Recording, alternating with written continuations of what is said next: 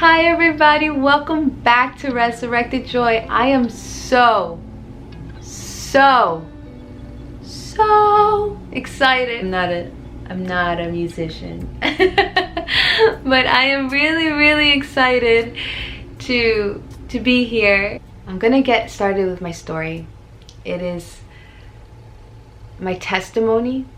It is something that might make you feel a little bit uncomfortable, but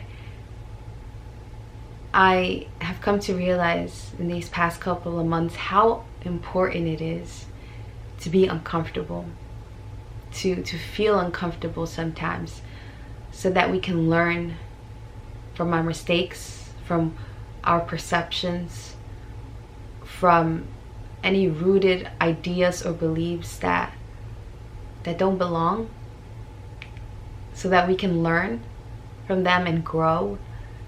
And the topic of sexual violence is not one that's comfortable. But I personally am tired of dusting this under the rug. And so this testimony video is for you. It is my hope that if you are somebody who has encountered sexual violence, that this fills you with hope, and that you understand how important your life is.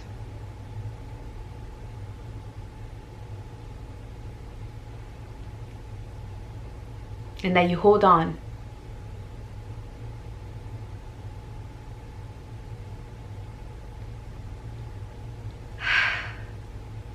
And to those who have not firsthand encountered sexual abuse, may this be something that helps you grow and understand more about the topic.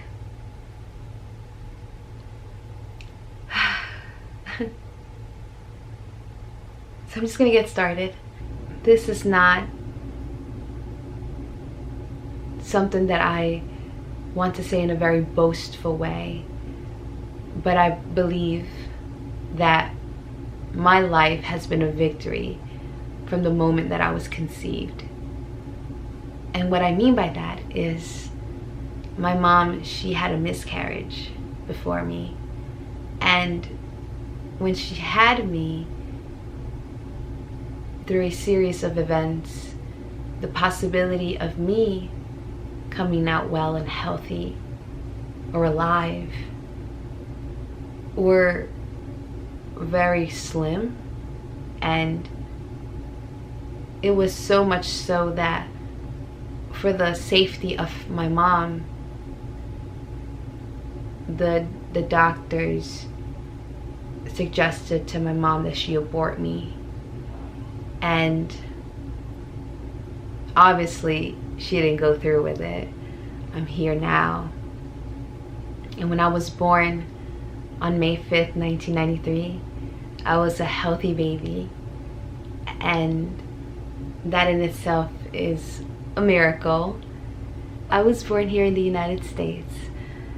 But shortly after that, my mom took me to Peru.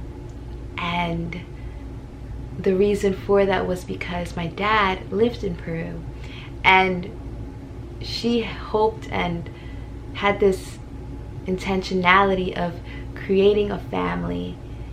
But unfortunately, you know, my father wasn't able to do that with us. He was a pretty successful person in regards to his career. He was a dentist, and from what I know, he was very charismatic and he was very intelligent, but he was also living a double life, and he already had a wife and he had children. And so for that reason, he wasn't able to give his all to me and my mom. to our family. My mom and I came back to the United States after a few years. I was about 4.5 when I came back to the United States. I remember a few distant memories with Dad. They weren't the most beautiful memories, if I can be honest, but there was just something about my dad. Like I loved him so much. And so coming to the United States, me and my mom, we lived with our entire family on her side, like my mom's family. We all lived under this one big house, and it was difficult. The transition was pretty tough. My dad, in the beginning, he was sending me letters, sending my mom letters, and I remember he would like fill these letters with all these like stickers and holographic like cool stickers, Sailor Moon stickers, and he would just write just these big like letters, so much like you had to like flip the page over, look on the back side, and then there was still some more. Like he really tried for a little while, and then the letters just became shorter and there were no more stickers, and then they just stopped coming and he stopped calling, and that was that. He just disappeared, and that was really rough. That was difficult. The transition wasn't easy because now my mom had to go to work, and she had to go to work to support me and support the family, and my family had to go to work, and so everybody worked all the time. It was during this time when everybody had to go to work that I had to stay with somebody who would take care of me, and it started off as that. At first, he would take care of me and he would play games with me, but then the games began to change, and then we would get into tickle fights and we would get into play fights, and then there was this time where he asked me if I wanted to play a new game, and this game was called House, and he would be the dad and I would be the mom. I didn't know what this new game was,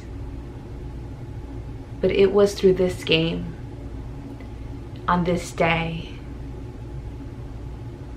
that the abuse began. It was very progressive.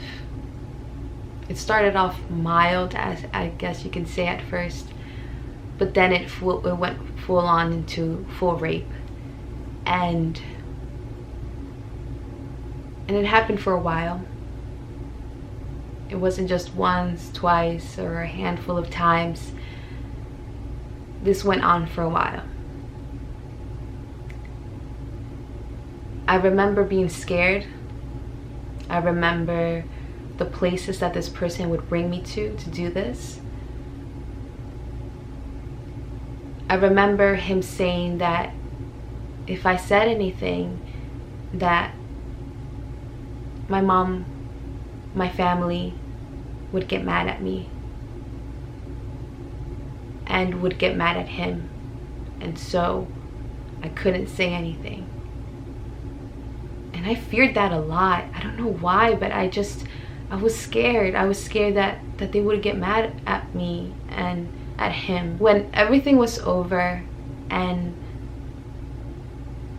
my family found out,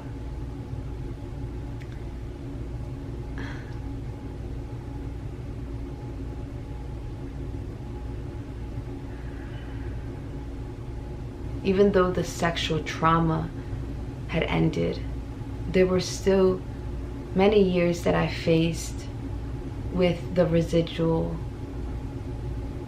of the trauma that I had endured. And this took the form of all the process that the law brought forward. The way that I coped with the trauma and the pain was to completely suppress it. And it worked for a little while. But then when I started to get into the teens at 13, 14 years old, there were dreams that I started to have, like nightmares and triggers, and things just started to bubble up within me. So much so that I just couldn't suppress it any longer. This overwhelming effect of having to relive my trauma, it sent me over the edge, and my belief in God wavered. And I really thought to myself, if I have to do X, Y, and Z for a God that let me be raped as a child, who let me experience this kind of pain, why do I want to have love from this God?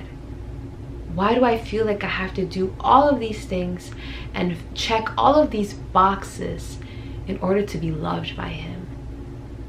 So I just stopped. I had my moments when I would waver in the unbelief, when I would think of God, but it was during this time that I was introduced to weed, and I began to smoke a lot, and that was momentarily effective for me. I was able to numb my pain, to just completely set myself apart from my emotions and my memories, and I wasn't feeling anything. And that was way better for me in that moment than having to cope with what had happened. And then as I got older, going into college, I began to drink a lot within the social atmosphere, but also by myself. And again, I smoked and I drank to numb the pain, to keep myself from thinking and from feeling whatever it is that was in the background. I depended on long and chronic relationships with guys, and that was to really feel some kind of love, the love that I craved so much to be given. And so I depended on these relationships, and I thought to myself, if I can just have this person in my life, if I could just have this drug, if I could just have this alcohol, like, it's totally, like, I'd be okay, I was functioning, I was fine. In my early 20s, I was raped on 2 separate occasions by 2 different guys. And I don't want to get into too much detail of those instances because I want to reserve them for another topic. It just added to the lies, the doubts, the fears, the pain the last relationship that I had with a guy, I was in a very dark place, and this was a very toxic relationship. Both him and I were toxic to one another. He was toxic to me, I was toxic to him. We were just not healthy at all. This guy was my world. I depended so much on him. He was the center of everything in my life. There were moments where I really believed that if he wasn't in my world, then what was the point of living? And that says a lot about where I was. And I struggled for a while to come to terms with the fact that that wasn't healthy. When I ended the relationship with this person, it was one of the most difficult times of my life. So difficult to get through. I mean, I had lost him, I lost my job, I lost my friendships, my relationship with my family was practically non-existent. I didn't know what I wanted to do with my life. I fell into a very deep depression, and I was at the point where I really thought that the only way to come out of this was to end my life, and that was difficult in itself. But it was during this time that I decided I'm just going to get a hobby. I have nothing else to do. I started to hike. I loved to climb the mountain. I loved to sit on the summit of a mountain and look around me and see the birds and the trees and the nature, the creation of what was in front of me. And it was through that I began to think about God again in a healthy way, in a way that allowed me to think that despite all the ugliness within my life, that there was so much beauty to look forward to. I was sitting there on the summit of this mountain. I was thinking about God, and it was in that three people approached me, and they happened to be Christian. It was just a very casual conversation. It was fun. We exchanged numbers, and not long after that, I went to their church. It was like nothing I had ever seen before.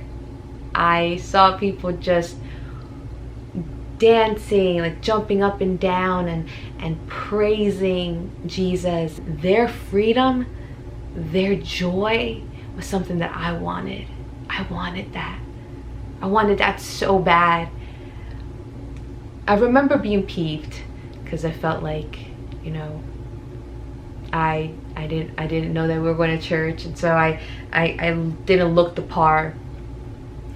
But they told me that I could just come as I was, and the pastor looked like a really cool guy, and it was just nothing like I had experienced before. I remember my tears just coming down my eyes by the end of service. I don't remember the sermon at all. Don't remember what was said or anything, but I remember this specific song that they were playing at the end of church service. In this church service, I had experienced God in a whole different way. He wasn't this God that was so far away from me, looking up there and telling me I had to fill in X, Y, and Z, and if I didn't, he would be angry and send me to hell. And it was nothing like that. This God that I experienced in that church service was full of love. He was full of compassion, of grace for me. He wasn't the kind of God that would ever force himself into my life.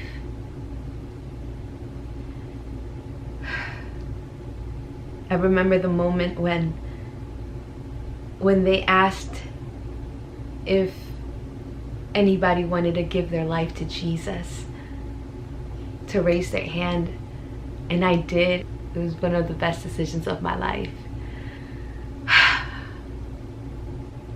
It felt so good to be home.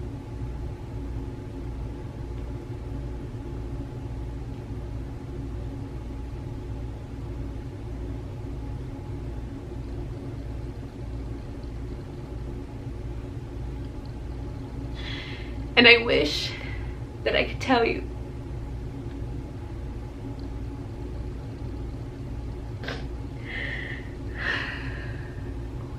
and I wish that I could tell you that I lived happily ever after. But the truth is that a few months after, one of the people that was within the group that had talked to me on that mountain, he had become a mentor of mine and a friend, a brother. He also raped me too.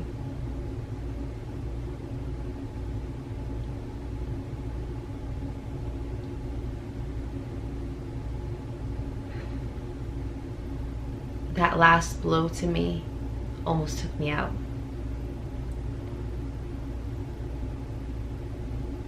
But the next day, I took the time to rest. Sunday was approaching, and I took that Sunday to go back to that mountain to remind myself of all that I had been through.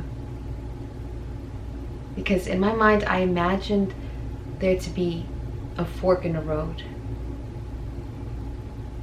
One path leading back to my old life. A life where I had been into drugs, alcohol, dependent relationships, new age practices. A life where I had abandoned my belief of God. And then there was this other path that was all about living my life with God and standing back up and healing and really feeling the pain of this, but knowing that God would be there for me and that I didn't have to do this alone, that I could do this differently, that I had control of my situation.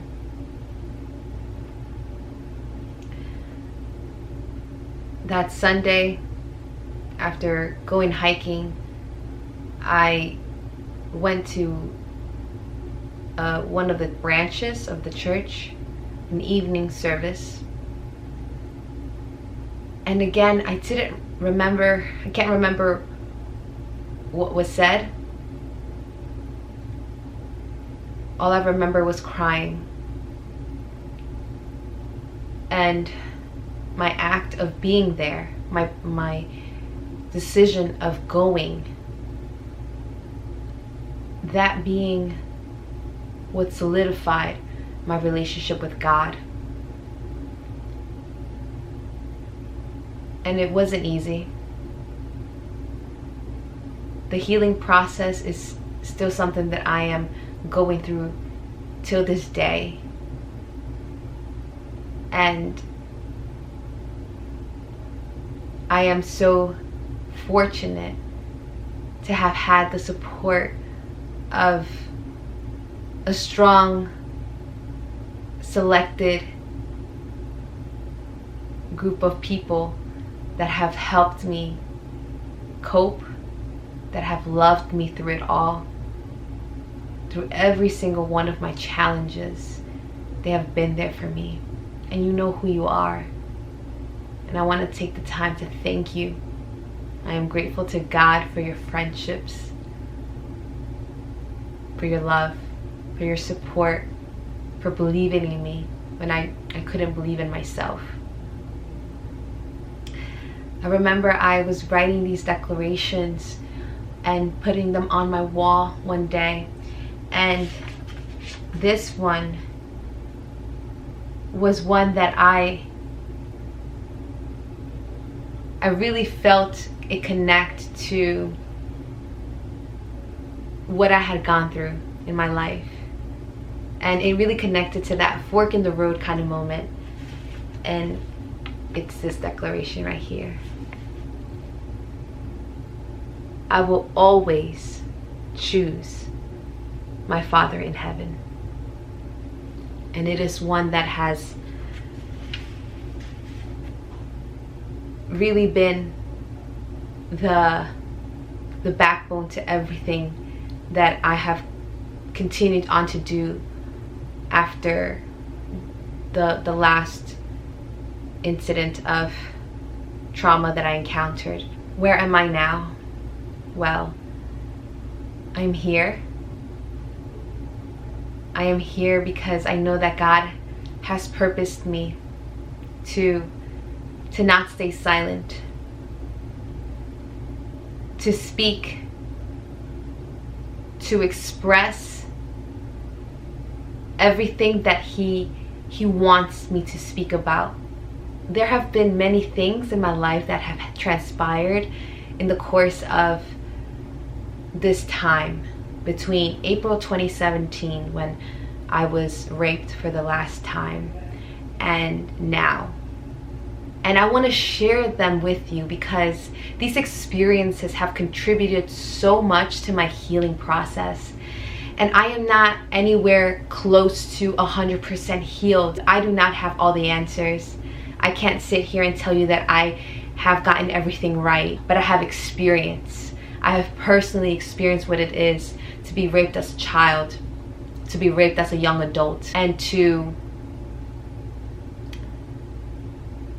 really go through it and come out on the other side completely filled with victory and freedom and understanding of the purpose behind the pain. Please understand that this is not something that was supposed to happen to me. Absolutely not. Every single person in this world has a choice to make. And some people choose to do this to other people, to rape other people, to exploit other people, to molest other people, to harass other people. That is the reason why these things happen, because people choose to do this. We live in a dark world, but guess what? I am a light in this world. And just like me, there are other lights in this world. You are a light in this world. In the midst of darkness, you can shine. And that is what I'm doing. That is why I'm here. I'm here because I am a testimony of the goodness of God. Yes, this happened to me. But guess what also has happened to me in my life? After I said yes to God, I have begun to heal, and I'm now more healed than I was 2 years ago, 3 years ago, a year ago, a month ago. I am continuously growing. I'm surrounded by people that love me. I know that above all else, I have Jesus Christ who loves me. And He never willed for this to happen. But every single moment of pain that was inflicted upon me He is working it for my good. And He is using me to be a voice for those that believe that do not have one. The truth is that you do, that your voice matters, that your story matters. I can confidently tell you that my joy is my strength.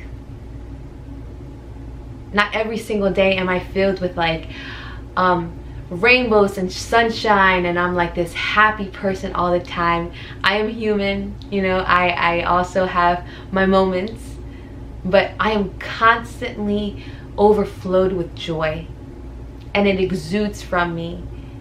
And I have been given the power to have compassion, to have grace, to love deeply.